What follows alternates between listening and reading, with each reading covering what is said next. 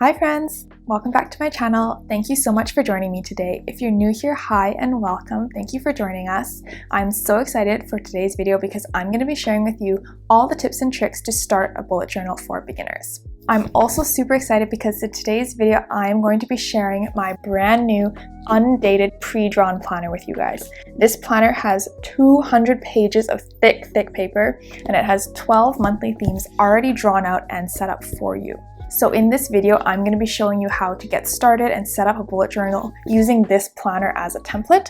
But if you're using your own bullet journal or creating your own from scratch, feel free to copy and take inspiration from the templates that I show in this pre-drawn planner. So I will link this brand new journal in the description box below. It's on my Etsy shop if you're interested. In this video, I'll also be sharing a few tips and tricks about supplies you might need. I'll show you guys what's in my pencil case and some of my favorite stationery staples that I use every day for bullet journaling. But with that, let's get right into the video. This is my brand new 12-month undated pre-drawn bullet journal planner. It has a charcoal hardcover and a fun inscription on the back. It's super sturdy and solid, and this planner is really thick. That's because it has 200 pages of pre-drawn art and spreads for you, and the paper is really high quality thick paper. This paper is 150 GSM. GSM stands for grams per square meter, and the higher the GSM, the thicker the quality of the paper, and I would recommend getting at least 120 GSM for a bullet journal, if not 150 if you can, because the thicker paper just feels so much more luxurious. It will stand up and hold up for longer, and it will also prevent more of your markers from bleeding through the paper.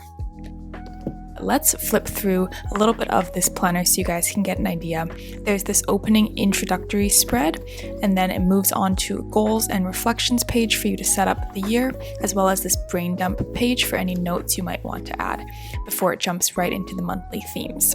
Each month has the cover page, habit tracker space, a mood tracker space, a calendar spread, a full 2-page calendar spread here, as well as 5 weekly spreads, which means 35 days, so more than enough for any month of the year.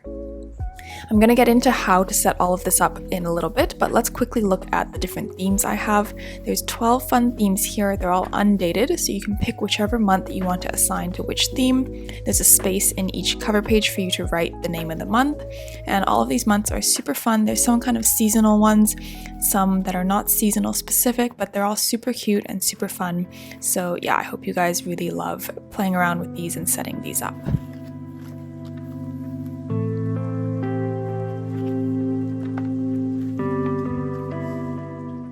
Before I show you guys how to use the undated planner and set everything up, I want to talk a little bit about supplies. So I have a ton of stationery, but these are some of my go-to supplies, and I'm going to show you guys a few supplies that I think everyone starting out with bullet journaling should get.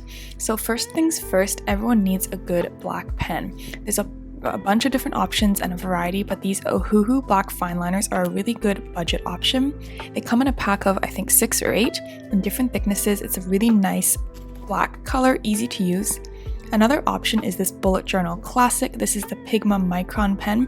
These are quite a bit more expensive than the Ohuhu ones, but they write really nicely and the color is very nice as well. I have this pen in the 01 and 005 thickness, so they are really fine, and that can be really nice for some more minimalist themes. Finally, I also have my personal favorite, the Faber-Castell pens. These are the most expensive of the black pens I've shown you, and I have the 8-pack, but they come in different numbers of packs as well. And these are really rich black colors, so I really like the ink color that comes from these. But again, these are not very budget friendly, so a bit more of an investment. Next, let's talk about colored markers. I cannot recommend highly enough the Crayola Super Tips. This is the 50-pack, and you can see it comes with a really good range of colors. The most important thing about these markers is this chisel tip, the shape of the marker tip here. This will allow you to do thin and thick lines, which is great for calligraphy, also great for giving you versatility. They come in I think like a 12 or 24 pack as well as a 100 pack, so you can level up if you want more colors of those as well. Another recommendation I have for colored markers is the Zebra Midliners. These are more expensive, quite a bit more expensive than the Crayola Super Tips, but they are really nice light pastel colors.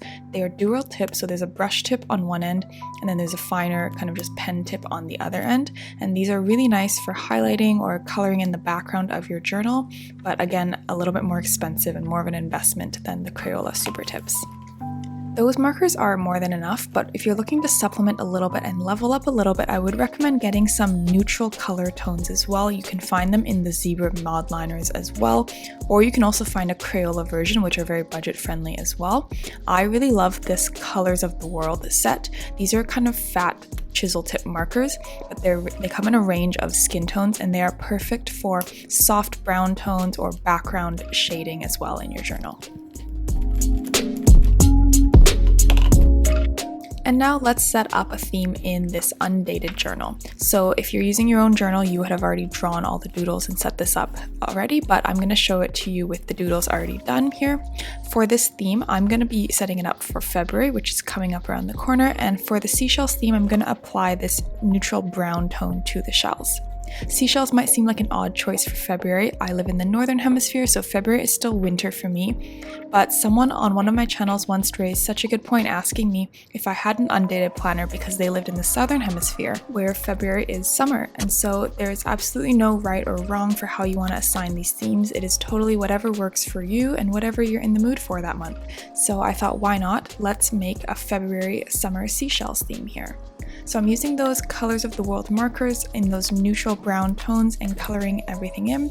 And I decided to add a pop of color with the Crayola Super Tip here. I'm choosing this blue because it's kind of making me think of like waves at the beach with the seashells. And I'm adding some sort of little bubbles and water drops around the cover page. And I'm going to write the name of the month in the middle here in this blue marker. And this is pretty much how I set up my cover pages. I do my art and I leave a little space for the name of the month. And I have my goals on the left side, which I will fill in when I start planning for the month. On to the habit and mood tracker pages now. This is the page that I get the most questions about what it is and how to set it up, so let's do that together now. I'm starting with my black fine liner. I used my Ohuhu pen here, and I'm going to color in the top bars of these habit trackers before I take my fine liner, and I'm going to write in all the dates of the entire month in each habit box. So this is quite tedious, but this is the way to track which days are which when you're filling in the trackers. I like to color in the days that I don't need just for clarity and to kind of fill it in. Another trick, if you don't want to write in all those numbers for all 6 habits, is you can just color the boxes you don't need and kind of figure it out during the month as you go. So you would do that for all 6 boxes, and then you decide on the habits you want to track, things you want to work on in the month. So for example, I have exercise, eat healthy here, and you can fill in whatever you want for all 6 habits. And then every day throughout the month, you color in the days that you did that habit. So let's say on February 1st, you exercised, you ate healthy, you didn't journal, but you did meditate. And then on the 2nd, you exercised, you didn't eat healthy, you journaled, and you meditated, for example. And you would continue going like that each day, coloring in the habits of the days where you achieved and did those habits.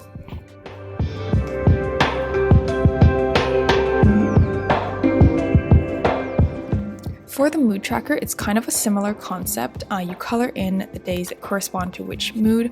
Of course, there's always a little bit of artwork that you can add and color in. Have a little fun with this page. Some of the mood trackers are integrated into artwork. Some of them are like this spread where it's just boxes, but there's always at least 31 boxes on each mood tracker in this undated planner to make sure you have enough space for every month. February, of course, is a short month, so I'm only going to need 28 of these boxes, but there are 32 in total on this spread. And then in the bottom, I'm gonna color in different boxes and assign each to a different mood. So I'm picking colors that fit with my color scheme. I've provided 4 boxes for every month on each mood tracker, but you can, of course, you don't have to use all of them, or you can add more boxes underneath if you want to have more different moods that you're tracking. And then I'm just assigning each color to a different mood. So I'm picking happy, sad, tired, and excited. And then just like at the habit tracker, you would fill this in every day. So let's say on February 1st, you felt excited, you colored in that color. And then on the 2nd, you felt happy, you color in the box with number 2 in that color, and so on. And you continue doing this throughout the month. At the end of the month, you'll have the whole mood tracker colored in different colors depending on your mood every day that month.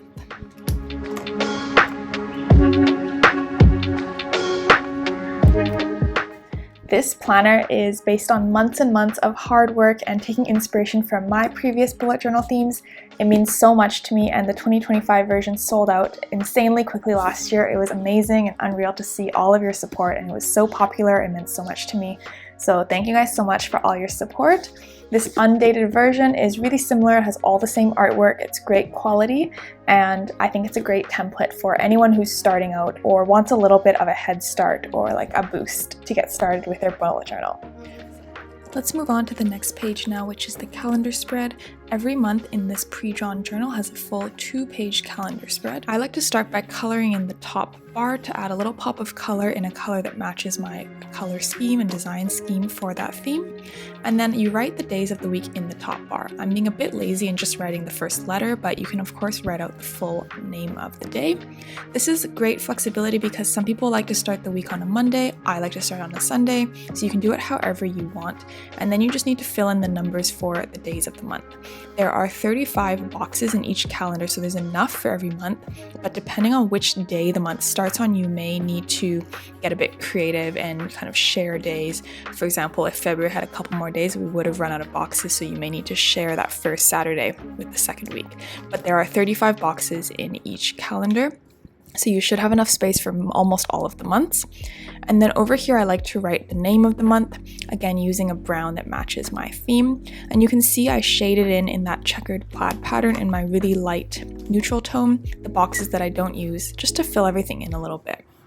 Over here, I'm adding some lines. I can use this space for any notes or like major events or deadlines I have during the month that I want to keep track of. And then I'm just coloring in all the little doodles, similar as I did on the other pages, to kind of complete the artwork part of the spread.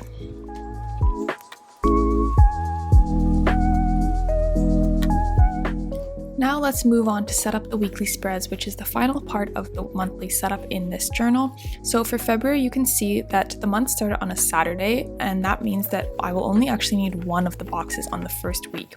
There are always 5 weeks in total, which again gives you 35 days per month. So there's always more than enough, but based on which day the month starts on, you may have to kind of figure that out a little bit. So on the first spread, I actually only need one box.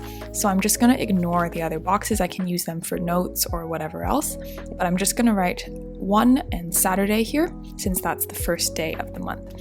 And then yeah, I don't really need the rest of this spread.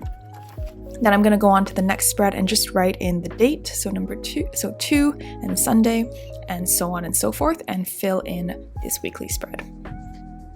If you are creating your own bullet journal instead of using this pre-drawn one or another pre-drawn one, you have the flexibility to create the weekly spreads that match the month that you're creating it for. So you wouldn't need to create 5 weekly spreads or 35 days because February only has 28, for instance. So you could save a little bit of space, save some time, and you could just put one box for the first week. You could combine the Saturday box with the next full week, for example. There's a lot of possibilities out there, and you could make it really work for yourself. One feature I really want to point out that I've incorporated on this spread, and that is a great feature to incorporate in your own journal if you're making your own, is this Dutch door. A Dutch door is when you cut off a chunk of the paper and you kind of reveal some artwork behind it.